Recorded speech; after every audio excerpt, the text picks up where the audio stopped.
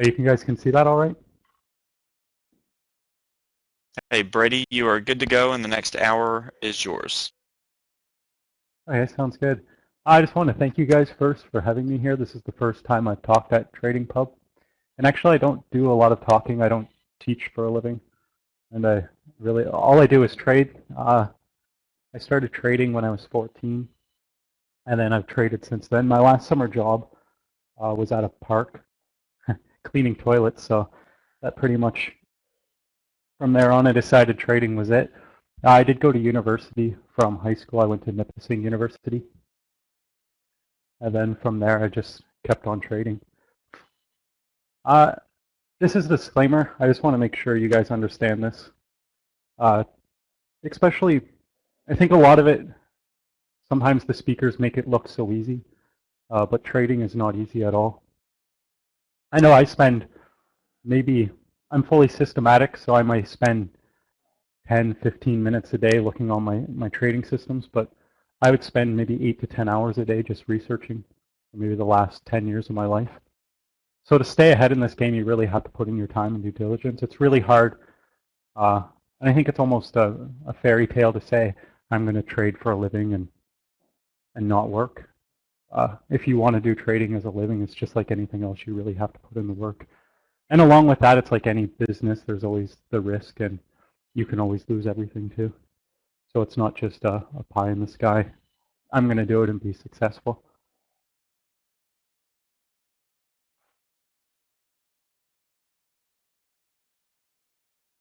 This is what I really want to talk about today.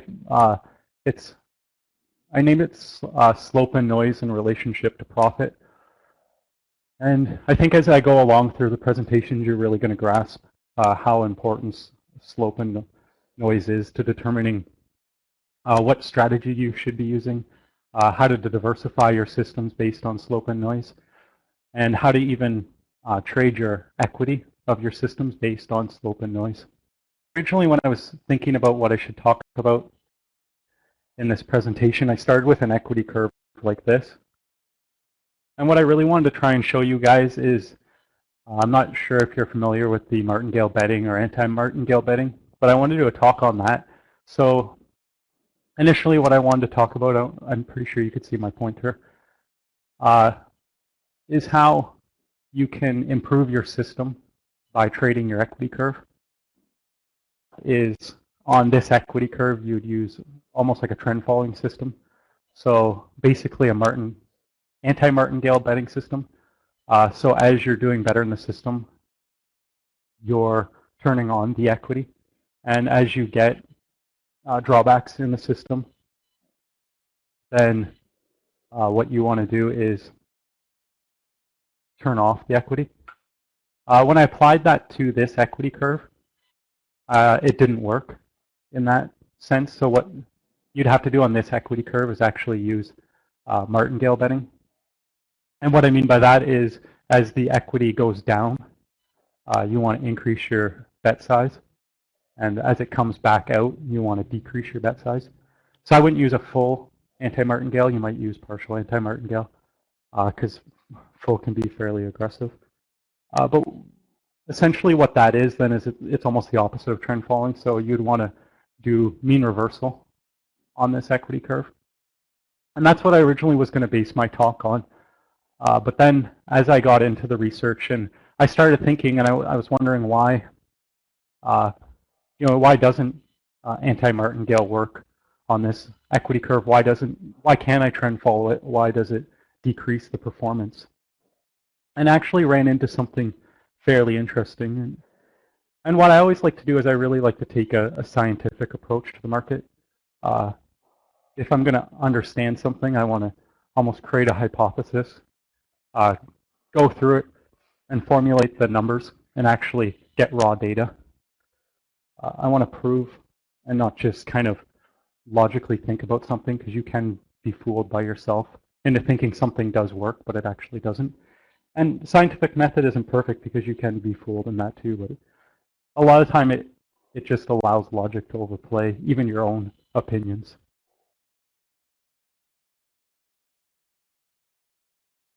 And here's an example of the equity curve with a simple trend following method, of course, the moving average applied to it. And as you can see, it is somewhat working. So you're going up here, the equity is actually turned on, so you will be gathering this equity. It drops below the moving average. And then it would be shut off in here, so you're not gathering this downward equity. It worked up here, and of course it worked here. But the main problem was you got chopped in here. So as you can see, the slope is rising. So you are gaining profit on the system overall. But a lot of the times, like these little dip backups, you're turned off. So the overall performance was hindered by this. You made less money, and the actual drawdown was larger on the equity curve, and that's not something you want to see. So you can also tell why a martingale approach would work. So each time you have these dips, you want to start turning on the equity in the low of these. And that really helped, and that will improve the strategy overall. Martingale can be dangerous, especially if the system does fall apart. So the question I really asked, and I said it before, is why does it work? Why does one approach work and why doesn't? Why would mean reversion work on this strategy, or this equity curve, sorry, and trend following wouldn't? We've always heard that if it's a choppy market, if volatility is low, trend following won't work. But I wanted to really find out, you know what I mean, is this an actual fact, or is this just people's observation? Is it just a wise tale? I also wanted to determine what's being traded off. And what I mean by that is there's almost no free lunch in trading. If you're taking one thing from the market, if you're taking an increased profit, you're giving something away. If you're trading a strategy and you're increasing average trade, or if you're increasing percentage winnings, you're most likely hindering your reward to risk ratio. If you're decreasing your percentage winning, you're increasing your risk to reward ratio. And you constantly see that throughout. You're just, you know, switching numbers and trading one thing for the other. I also wanted to know and distinguish what feeds the performance of these methods, because I think if we can understand what market conditions actually logically feed these conditions, then we'll know better what suited tools to use.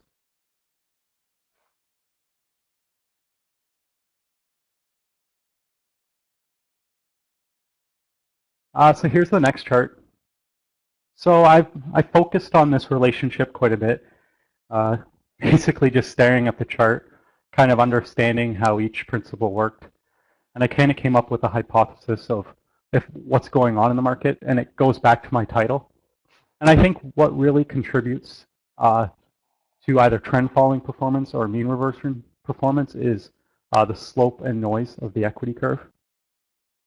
And to distinguish the slope and noise, like any good trader, I naturally applied a trend line to the equity curve. That's that secondary line on here. And it's really simple. All I did was use Excel. And it's just kind of giving you the general trend of this line. And it's for the best fit. I think by the time I'm done this, just off this equity curve and this trend line slope, you're going to see the real importance to the relationship of slope and noise.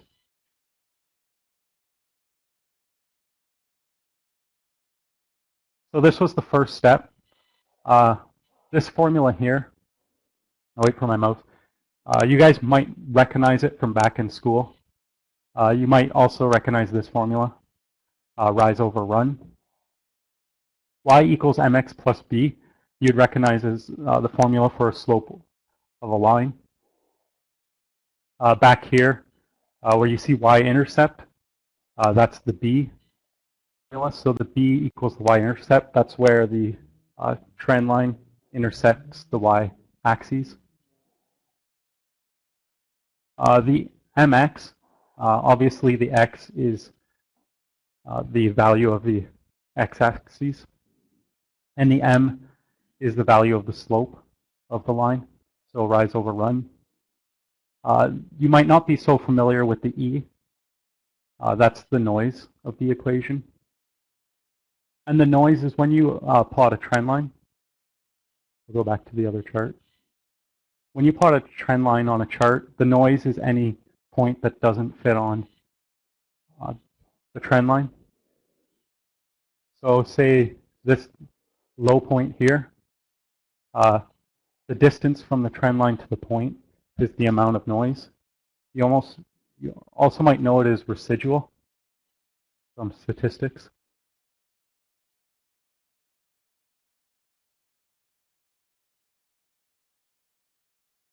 And that's pretty much it, the simple formula. So what we're going to do is use this formula, and I'm going to use it to model the equity curve of the system.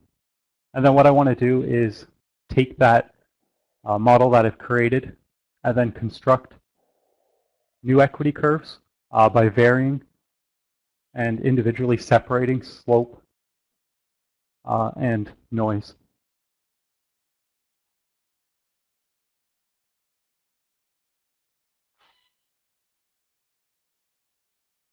So I took the out of the trend line. That's the first formula on the top. So like I said, the 23.431 would be the slope of the trend line equity curve. And then again, the x is just the value on the bottom of the x-axis. So back here, the very first point would be 0, then 1, 2, 3, 4. So for example, if you had a x-axis of 0, your y would be negative 21,400. I mean, sorry, 2100, 2,149.7. And then to get at the real point, what you'd do is you'd add on the noise. So the real value of the equity curve is negative 110.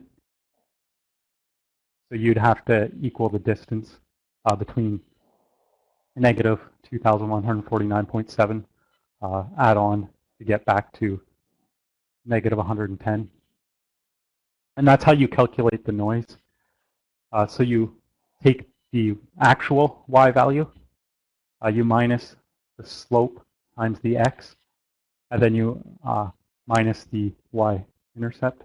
So it's basically your predicted value minus the actual is the amount of noise. So like I said, it's here's the actual, and here's the predicted from the trend line.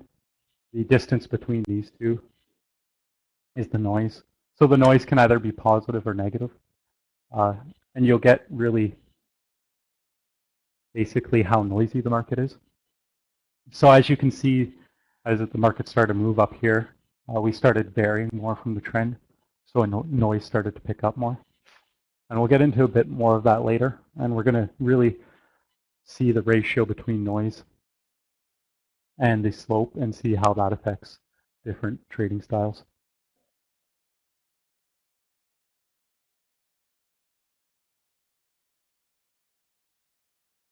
So here's our example. So period 0.00, that's back here on the equity curve. So this is the x-axis here. This is the y-axis value. So this is as equity and growth goes up. So this was daily equity outputted from a trend following system on crude oil. So the first day we are down $110, then we were up 40, then 310, 500, 770, and then it kept going up to 980, 860. So we caught a bit of a trend, and then we had a dip down here, dip down, and then started back up. And you can kind of see that here. We went up and then down, then up. So here's what the trend line calculated based on the trend. When the trend line crosses the 0 point, so this is the y-intercept here.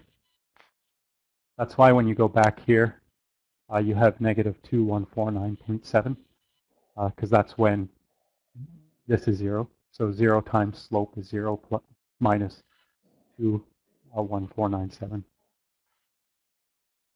And then what this is the residual. So you have the equity minus the trend line gives you the noise.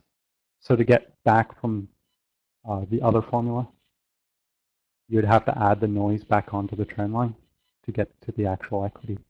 So it's fairly simple. So we can recalculate the equity line using the other formula for the actual trend line if we add back on. So here's the calculated values. So this is the trend line value plus the noise equals 110. So these should equal, and it's fairly obvious. And all I wanted to do was basically what I could do then was create this formula here. So A will be increasing the slope. So if I do 23.431 times, say, 10, this is going to be 230.31, 34.31 times x. And then say if I want to keep the noise at the same level, it'll be the noise level times 1. So you're going to have an increased slope with the exact same noise level as you did here. And then what I'm going to do is I'm going to apply just a simple trend following system, and I'm going to see how well does the trend line vary. How well does the trend line follow the trend without actually breaking through the equity. Because before we could see when it hits periods like this, we are swapping back and forth. We were getting whipsawed out of the market with a trend following filter. So then the first thing I tested out was I increased, like I said, I increased the slope, kept the noise level the same. And you can see what I did here. You can visually see the shift. The yellow line, or kind of the orange yellow, whatever your eyes see it as. That's the original. And you can see the slope has changed, but the noise level has stayed the same. And you can tell that just because if you visually just took this line and shifted it on its 0 axis back here, it would line up perfectly with this. And as you can see, at the same points where the equity used to break the trend line, the only one that really kind of dipped through was up here and then up here again. So we had 1, 2, 3, maybe 4 breaks versus maybe 30, 40 breaks. So if you applied a trend following system onto this market here,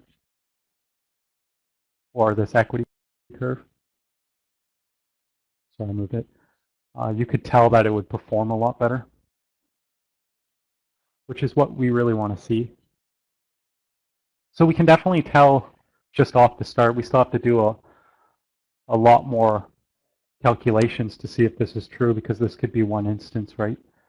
But at least you can see we're starting to grasp at something. We can tell that definitely slope and noise level, the ratio together really does distinguish how well a trend following system works. And then it should work in the opposite, right?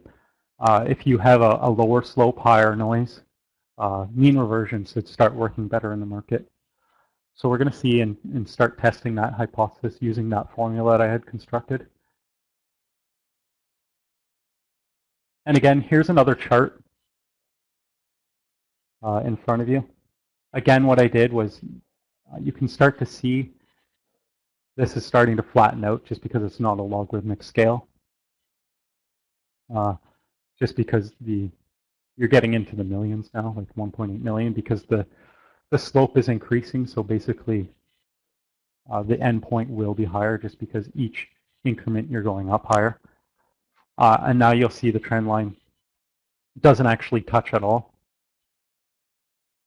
which even furthers the point. So I've kept the noise constant, increased the slope again. I think I increased it by 20 times here. And again, it worked even nicely. The neat thing about this is it kind of shows that slope is a function of return. So if you have trend following, slope should be the function of the return. So as this line, the slope increases, and it'll come up in another slide, but I just kind of want to show you now that as the slope increases, that the return for trend following should increase. And the MAR, I'm not sure if you guys are familiar with that, will be a function of the ratio of slope and noise. And then the other neat function that you can see from these charts is the more the slope, the higher tolerance of noise.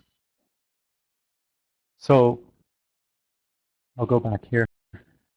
I didn't vary the noise between any of these equity curves. I only increased the slope.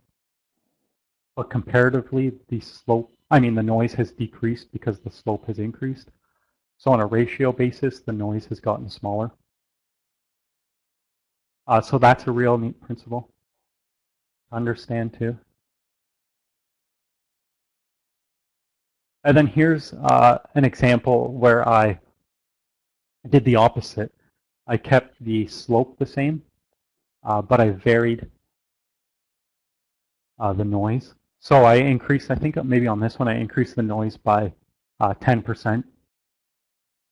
And you can see if it has gotten worse. And what is really neat, that it actually looks like you decrease the slope, but in theory, the slope is still the same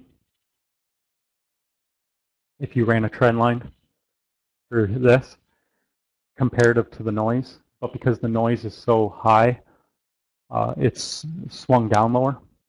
And that's what I mean by it's a function of slope and noise is a function of MIR. So say if you trend followed this system, so you bought it back here and you held it all the way through, you're going to have a higher equity swings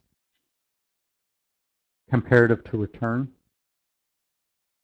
when the noise is higher compared to slope. And that's basically what MAR is. It's drawdown compared to return. You're going to have a lot of that compared to back here on this chart where you basically just kept riding it. The swings were the same, but comparative to the overall return. So you're looking at, you know what I mean? You almost made 1.6 on the equity curve here versus a little maybe 50,000, I mean 500,000, sorry. So does that make sense? Like you're having the same amount of swings, or sorry, even the same. This is probably better example. Go back a bit. I'll just head here, this red line, and even the yellow line, right? Same level of noise, different return. So as your slope increases without the noise increasing, your MIR is going to increase. And that's going to be the opposite with mean reversion, where on mean reversion, you're going to see the opposite effect happen. And that's going to come up in the chart. I'll probably go there next.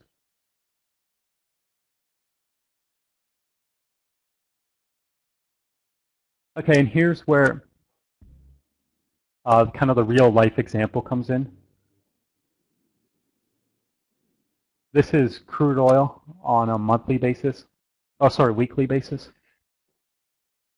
And I think even being traders, we kind of understand that when trend following hasn't worked, when mean reversion has worked, and even when option selling has worked, which is also a negative volatility, so it'd be negative slope system. Best year for trend following, 2008.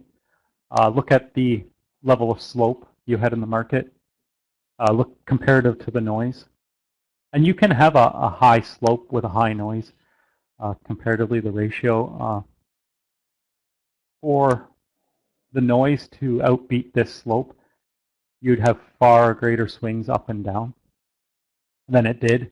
The best part of 2008 was the end of 2008, especially on the crude market. Basically, what happened was market just fell out of bed, like we remember.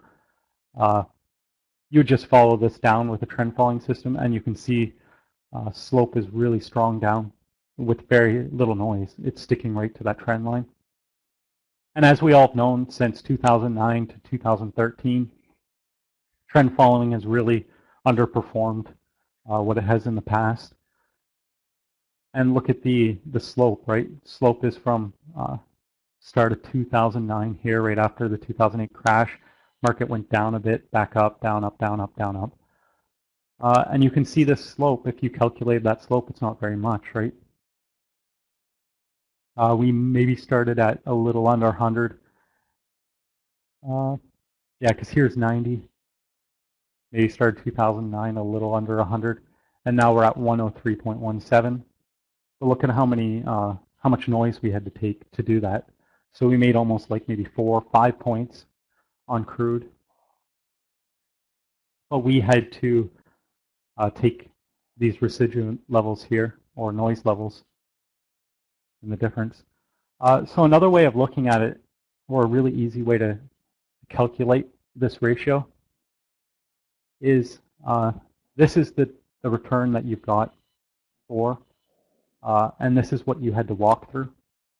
So if you add up your distance of walk to the actual distance the market has traveled, it should give you a ratio. So a perfect trending market will give you a ratio of 1, where the distance, the total distance walked, is the distance also traveled. I hope that makes sense. So say if this is a straight path here, this blue line, see how it's walking back and forth across the line. So the total distance is following the squiggly path versus following the straight path.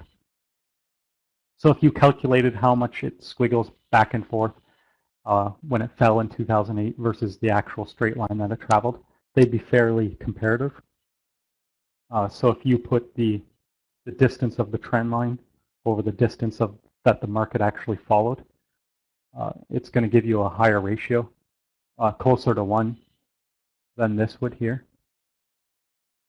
And that really gives us an idea, because if you think about what strategies have worked best since the fall of 2008 till now, you would see more of short-term mean reversion and option selling.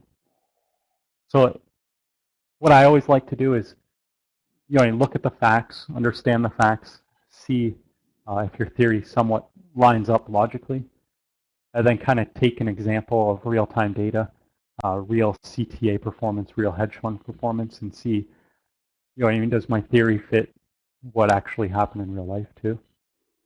So we've kind of went through that, and this is kind of what we've come up with, or what I've come up with so far, is your profit, or more of your performance of trend following, will be M divided by E, so slope divided by noise. And it's going to be the opposite for mean reversion. So the performance of mean reversion is going to equal the noise divided by the slope. And if we logically just sit here and think about this for a second, say this is y-axis, this is the x-axis. If we had, for some strange reason, and it can never happen, but an instantaneous slope, so profit in one day just went straight up forever, what you'd have is infinite slope divided by 0, which would be infinite profit. So if you're trend following a vertical line that was infinite, you'd have obviously infinite profit, right? Think about trend following a line with 0 slope and even a 12 noise, right? We all know 0 divided by 12 is obviously 0. So you'd have no chance of profit. And then think about the opposite for option selling. If you had a line that was perfectly flat, so like here, vertical, you kept selling options. So say if crude was just at 100 forever, infinitely at 100, and you kept selling options at 110. You would have an infinite under here with an infinite noise level. It wouldn't matter the noise, or it would be just a flat noise. You would say 0 divided by 0. Or the slope would give you an infinite profit, because you continually profit forever. And then think of the opposite was true for option selling, where you had sold crude. Price was at 100 today. You sold some options at 110, and you all of a sudden tomorrow, out of some weird thing, had an infinite increase in profit. You would have an infinite risk, right? So you can see how the ratios, and logically the ratios will work opposite of each other. And it kind of gives us a better example. So then what I actually did was I took this ratio after we constructed it from back here. We'll go back to the original ratio.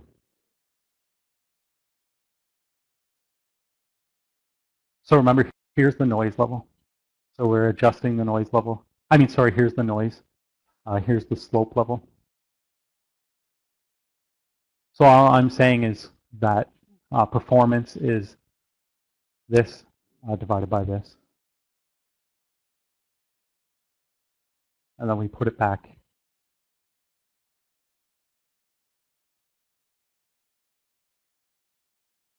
here. So sorry, slope divided by noise is performance for trend. Other way around, noise divided by slope is for options or mean reversion. So that was my theory. And then what I did was I actually went back, used that formula. So here was for if I kept the slope the same and adjusted the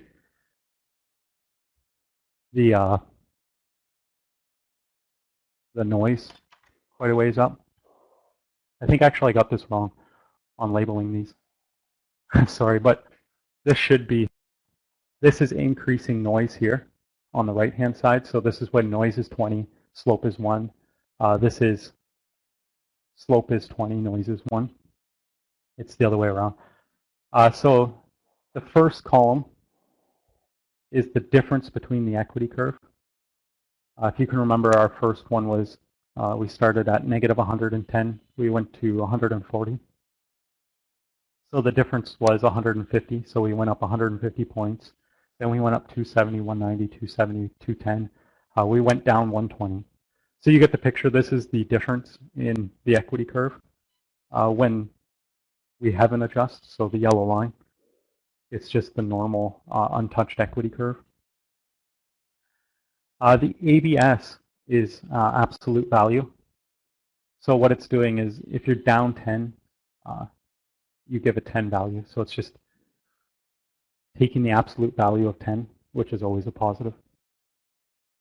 So you traveled 150 here, 270, 190, 270, 210.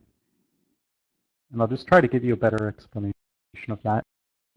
Like here, this day, we always travel in the way that the market's traveling. So say we went down 3 here, then we went back up 4, then we went up 4 again. So we'd have, so basically, I'm calculating basically what the distance traveled was, and I'm going to compare that to where the market ended up, the raise in the trend line. And then what I did was compared it to what happens if I increase the values. So increase the slope by 20, kept the noise, and then calculate distance. So you're going to travel farther, but you're going to end up higher on an equity curve. So the ratio should technically be a higher ratio. And then did the same here. And then I increased noise, kept the slope the same. So you can see the market isn't increasing as fast as over here. And then I took the actual path traveled. So what's going to happen is you're going to end up not as far away from where you started, but you're going to have to travel a lot further compared to of where you got to. So back to here, if we had a slope of 0, so it was running perfectly horizontal, and we had a line that was the equity curve, noise was kind of traveling back and forth across the line, you're going to have to do a lot of walking back and forth, back and forth, back and forth to get, but in vertical distance, you didn't go anywhere. You just spun your wheels, basically. And that's what I'm comparing here.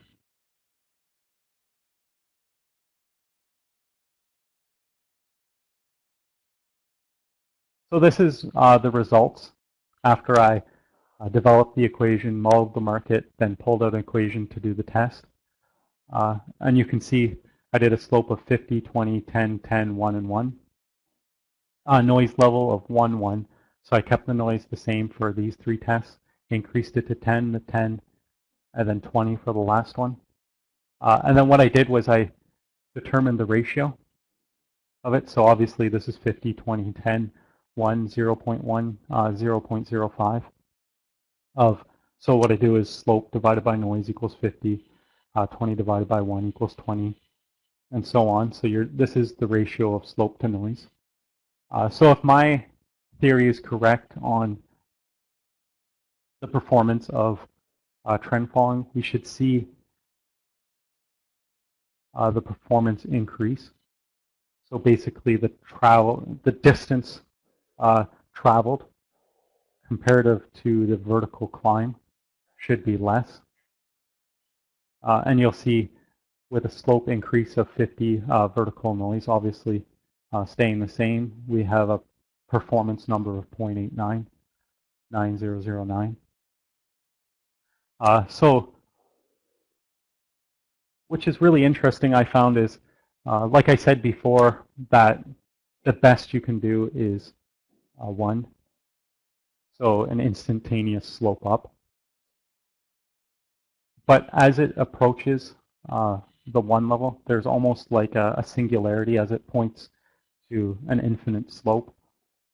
You'll start to see the performance kind of trend following dull off, where I expected that there'd be a linear relationship between the ratios.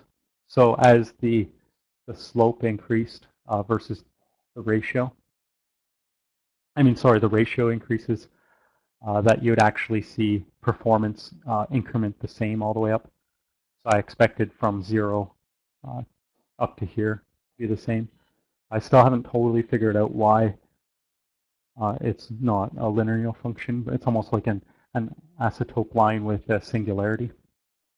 And I think that has to do with an infinitive slope, where we can never have, when we're trading, we always have the element of time. So there's no such thing as an infinite slope. But overall, it does suit our hypothesis as we, the performance number. So if we took this ratio and we put it onto even a market like crude oil or something like that, we could calculate the performance of a trend or the performance of a mean reversion. So the lower the number, the poorer trend following will perform. And the same mean reversion will work better in that market, which gives us the tools. And actually, this is a really powerful concept, because if you look at it, and the original started off like that, is what we take a noisy market, or sorry, like for trend following, what we take is a market with slope, with low noise, and what we convert that into a trend following is an equity curve, so another curve of a line with a lower slope and a higher noise.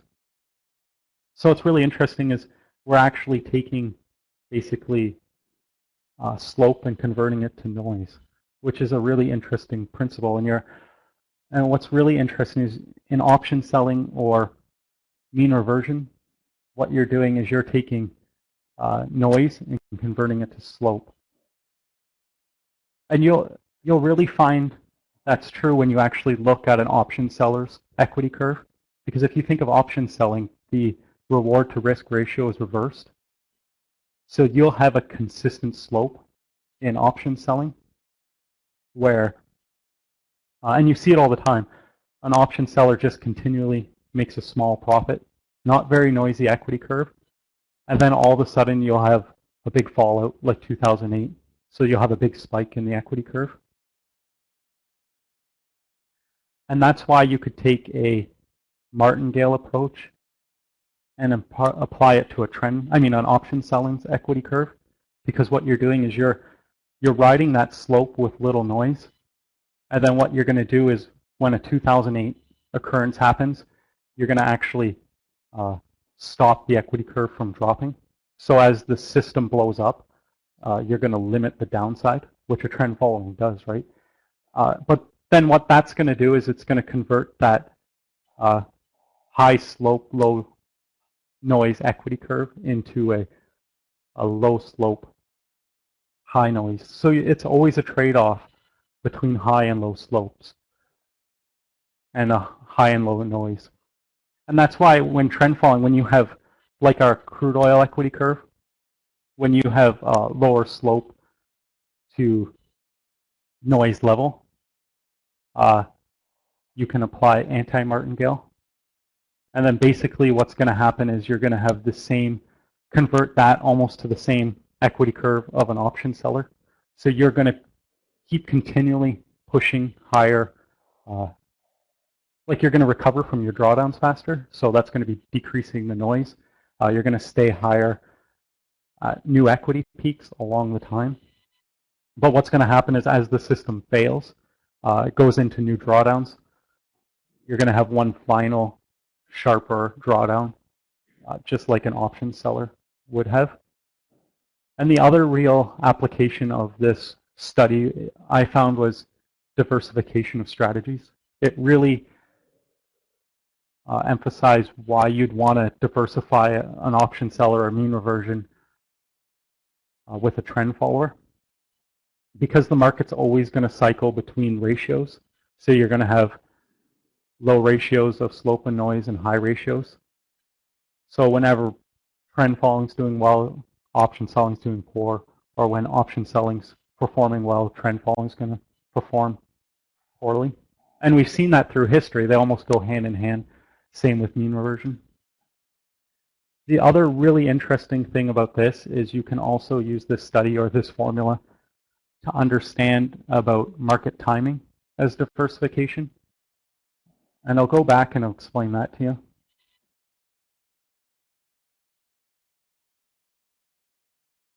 What we looked at was different lengths of the trend line. So say in 2010, if I drew a trend line, so my holding period was now a year versus 4 years or 5 years or 6 years, you're going to get a different slope to noise ratio based on time frame. And if you're not diversifying between the second best diversification based on this model is diversification on time frames. So you may have low to slope to noise during the day, but you may have high slope to noise for the year. So trend following may work really well on 30-day periods, but is really poor on 2-year periods. So if you're using trend following, you're diversifying your weekly, monthly, half a year, and year, and 2-year. One of those periods is most likely going to have a high slope to noise ratio. So you're going to have performance in one of those areas. Vice versa, mean reversion, if you diversify time frames on mean reversion too, you're going to find a period that has the perfect low slope to noise ratio where mean reversion really performs. So it's almost like if you diversified strategies and you diversified time periods and markets, you're really going to do well. And since that something's going to, there's going to be that ratio happening different times all over, right? And I think that's one of the biggest things that I learned from this study is just that it really enforces that point of diversification. But not diversification in the sense I think some people get fooled sometimes of diversifying strategies because their drawdowns didn't line up in periods of time. But that could be a random occurrence. Versus if you use kind of a logic to the markets, it's almost like certain strategies their drawdowns couldn't line up at the same time because different market cycles are happening. So you couldn't almost line up trend following. Like 2008 is a perfect example. Option selling did poor, trend following did well. You couldn't have an option seller really perform in 2008. And same with, like now, you wouldn't really have a trend following unless they were doing a shorter time period performing well. And option selling does perform well.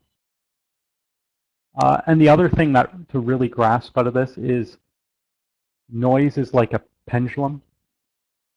It's always it's swinging back and forth all the time.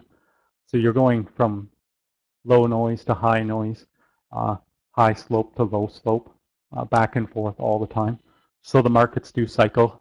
So anytime your strategy starts underperforming or doesn't do as well as you expect, it's not necessarily that the strategy is broken.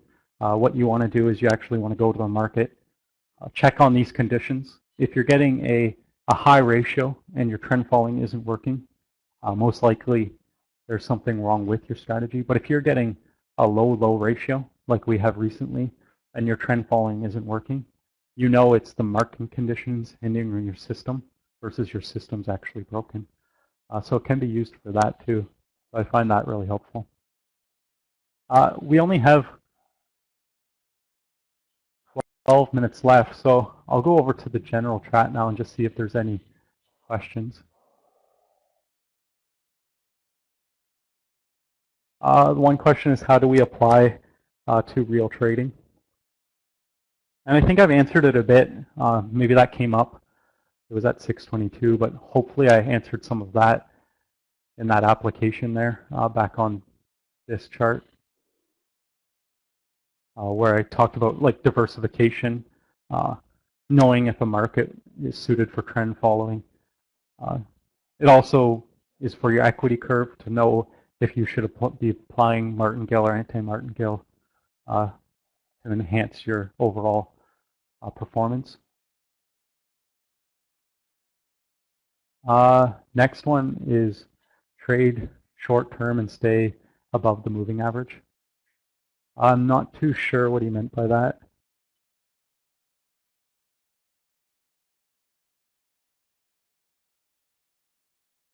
To simplify the concept is just, you don't have to really go through the proof that I just did. To simplify the concept is you take the total distance traveled by the market and the slope on a 1 unit, if you count your whole trading period, so if you do it over a week period, or say if you do it over a day.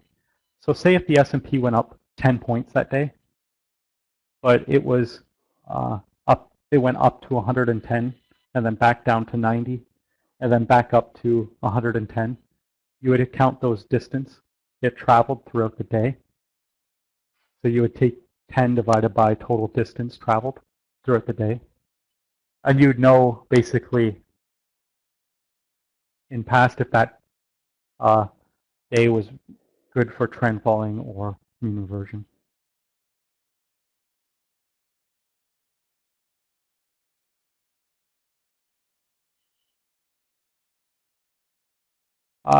Simon R. says, would entry-exit techniques, e.g. scaling in and out, and trading stops make any difference to your findings? And scaling in and out is really a type of martingale and anti-martingale. It's the way you're treating your equity curve. And what I really think we've been almost fooled in the past with, I don't know if you guys are familiar, a lot of people adjust their positions for volatility. And I think that's almost wrong. And why we've seen it perform in the past is because, say in 2009, people are starting to adjust for volatility. They're getting into the market for trend positions now long term. And a lot of that information's come from the institutional. So you're oversizing in low volatility or low slope times. And usually what follows low volatility, low slope times is high volatility times. So in essence, it's almost like this will lag what's going to happen in real time. So that's where, especially scaling in and scaling out works, because you're essentially doing a martingale approach.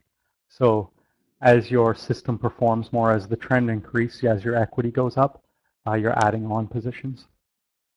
But I would say it's almost like this scale in would be the wrong thing to do on a trend following equity curve, because you're adding to your position as it goes up. So you're using anti-martingale. What you'd want to do is, as your performance increase, you would want to decrease, because you have the tendency, because of the high noise, you have the tendency to mean revert back, if that makes any sense.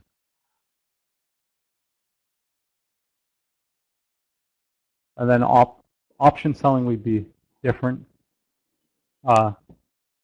You'd want to do the opposite, almost scale in, and then so as your performance got better, you buy more. Yeah, so buy going down, sell going up for trend following.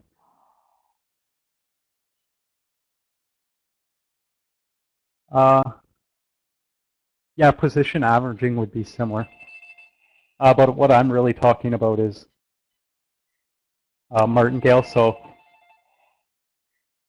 as it's going down, you're kind of, so say if I was trading 2, my equity curve dropped down. Now I'm going to trade 3, where a lot of times as our equity curve goes up, I was trading 2, now I'm trading 3. And you'll see this in CTA performance. You want to buy a trend follower on a dip and get out of an option seller on a dip.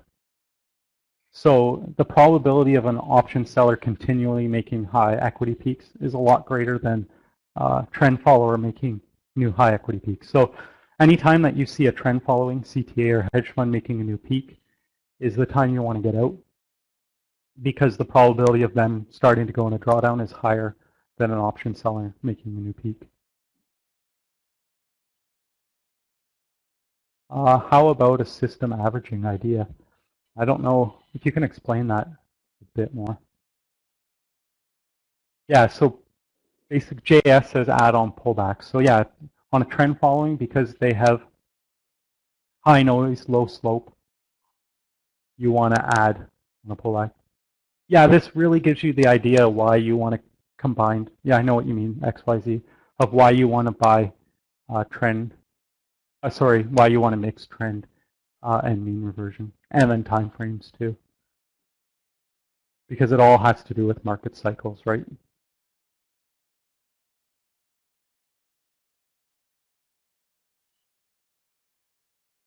Is there any more questions?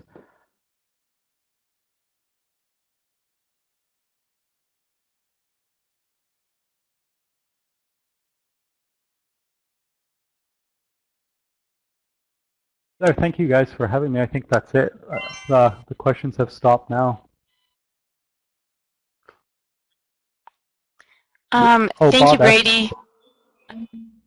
Okay. I don't know if there are any more questions. I was just going to say thank you for a great presentation, and I'm sharing a link to your website for everyone who may be interested in finding out more about your techniques in the future. And for those of you guys who weren't logged in earlier, my name is Yana, and I just